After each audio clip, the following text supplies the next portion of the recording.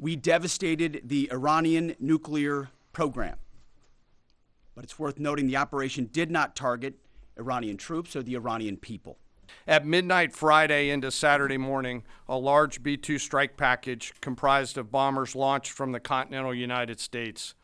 As part of the plan to maintain tactical surprise, part of the package proceeded to the west and into the Pacific as a decoy, a deception effort known only to an extremely small number of planners and key leaders here in Washington and in Tampa.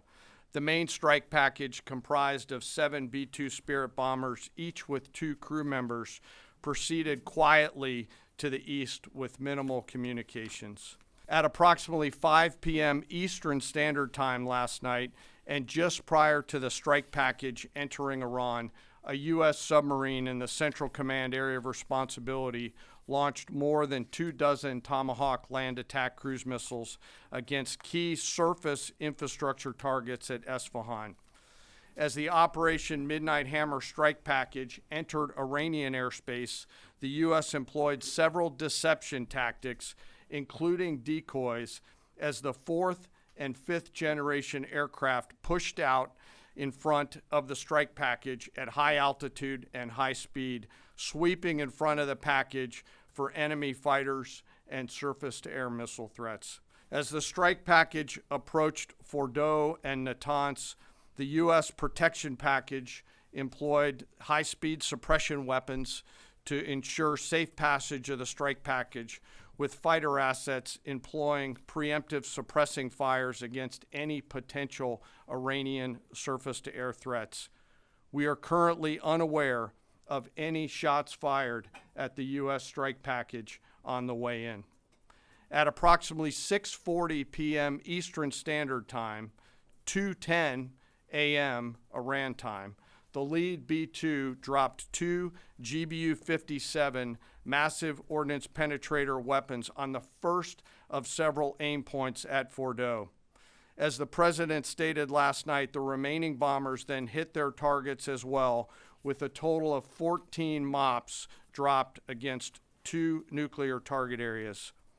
All 3 Iranian nuclear infrastructure targets were struck between 6:40 p.m. and 7:05 p.m.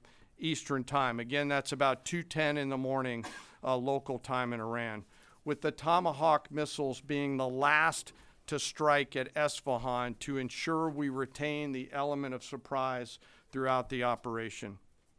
Following weapons release, the Midnight Hammer strike package exited Iranian airspace and the package began its return home. We are unaware of any shots fired at the package on the way out. Iran's fighters did not fly, and it appears that Iran's surface-to-air missile systems did not see us. Throughout the mission, we retained the element of surprise. In total, U.S. forces employed approximately 75 precision-guided weapons during this operation. This included, as the president stated last night, 14 30,000-pound GBU-57 massive ordnance penetrators, marking the first ever operational use of this weapon. I know that battle damage is of great interest.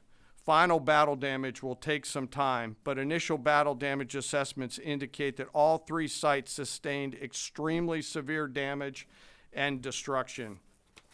More than 125 U.S. aircraft participated in this mission, including B-2 stealth bombers, multiple flights of 4th and 5th generation fighters, dozens and dozens of air refueling tankers, a guided missile submarine, and a full array of intelligence, surveillance, and reconnaissance aircraft, as well as hundreds of maintenance and operational professionals.